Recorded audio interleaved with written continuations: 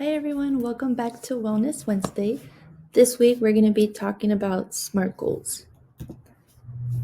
All right, so first off, what is a goal? A goal is something you shoot for, like in soccer, and it's something that you plan to reach and something that you hope to achieve or improve at. And it can be something personal, it could be academic, or it can also be like a social or well being goal for yourself. So now a SMART goal is pretty much an acronym. So every letter in the word SMART stands for something. And I will go over each one so that way you guys know the rules pretty much that each letter has and it represents. So here in this template, as you can see, the letters are pretty much broken down into pieces, right? So the first one is specific. So we want to make sure that when we create a SMART goal, the first rule is to make sure that it's as specific and as detailed as possible. The second rule is to make sure that your goal is measurable, meaning how you'll be able to know if you're getting closer to reaching your goal. The third rule is having an action plan. So the A stands for action. And we want to make sure we have an action plan because a goal cannot just be achieved on its own. We have to be able to do something in order to make it happen. The R is for relevant, so making sure that your goal is relevant to you, it has some sort of meaning and importance, so that way we're able to be able to reach our goal.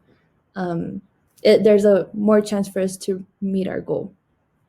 And the T, the fifth and final rule, is for timely. To have a timeline, have set a date of by when you want to reach that goal, so that way you're able to push yourself and it'll motivate you and challenge you to be able to accomplish that goal by that certain date.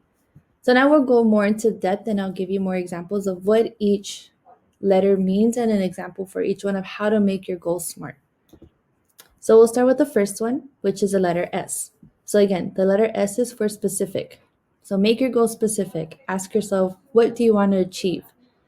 So for example, a regular goal would be, I want to raise my grade, which don't get me wrong, it's a great goal, but let's make it a little bit smart.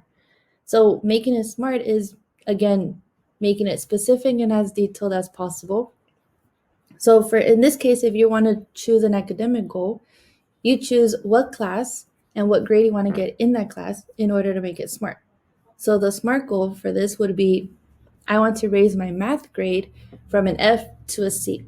So we're going to work on that SMART goal and learn how to apply the different rules that the acronym has. So that way we can complete and make a full sentence of what our SMART goal is.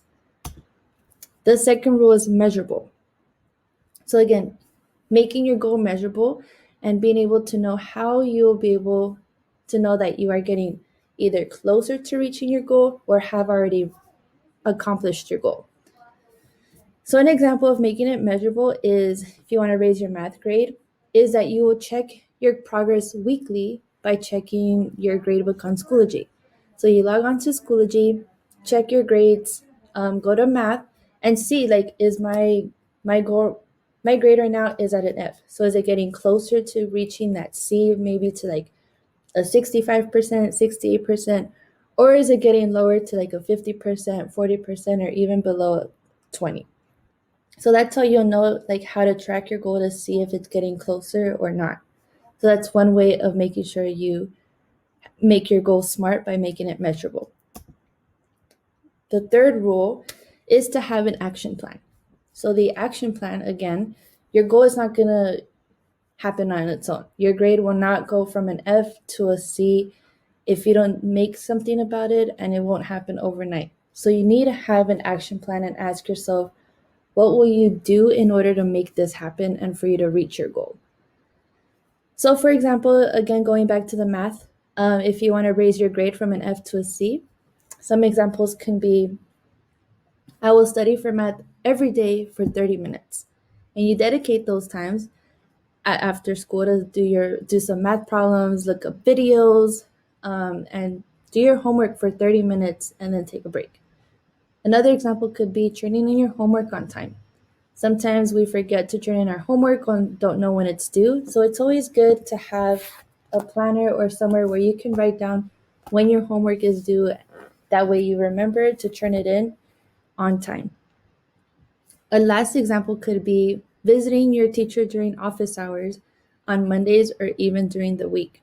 Um, Going in for the question or having them clarify with you what the lesson was about today, or you weren't sure um, how to solve the problem, or you don't quite understand the process of it. So just going in, your teachers are there waiting for you and are happy that when you guys go and ask for help. So that's just you having an action plan, either studying, asking questions in class, going to office hours, or even turning in your homework on time.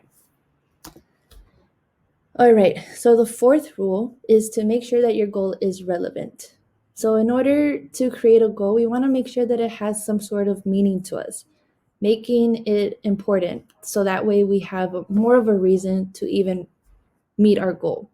So, ask yourself, why is this goal important to me? And be able to answer the question that this goal is important to me because we all have different reasons. It might be to make our parents proud, it might be to get better grades for the semester, it might be because it might benefit you for the future, like if in high school and college, or maybe if you want to be a math teacher when you grow up, or if you want to be an accountant.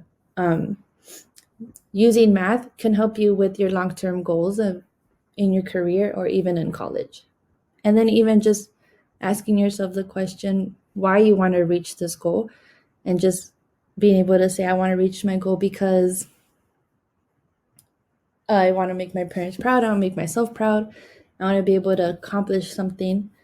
So having that meaning and importance to you is always important when you create a goal. And lastly, the fifth and final rule is to have a time frame. Again, make it timely. So set a date and ask yourself, by when do you want to reach this goal? So if you are working for raising your math grade from an F to a C, you would hope to reach this goal. It could be by the end of the semester, which is in the middle of June of this year, or it can be maybe even working towards it for the 5-week grades. So 5-week grades are due in February.